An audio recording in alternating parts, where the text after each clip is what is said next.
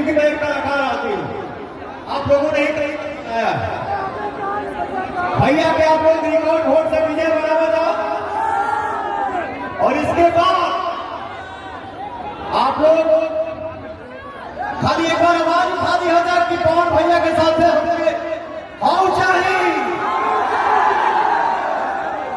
यहीं पे आके जश्न मनाऊंगा और पूरे यूपी में तहलका मचेगा। हाँ भैया क्या बात।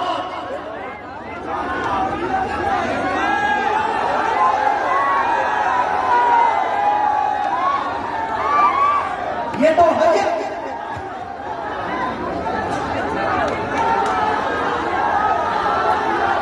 भैया केहू के बोलना में कुछ वार ना।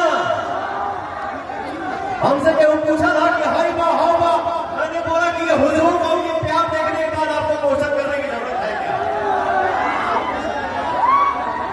यूपी में कमल एकदम खिलखिला रहा हो भैया।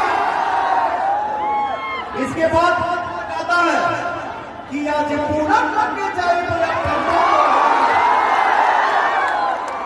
कि आज पूनम लगे जाए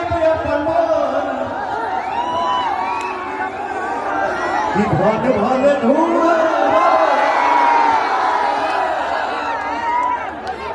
आज पूनम लगे जाए कि भाने भाने धूम जाए। बस आपको हमारे भैया के आपको विजयी बनावा।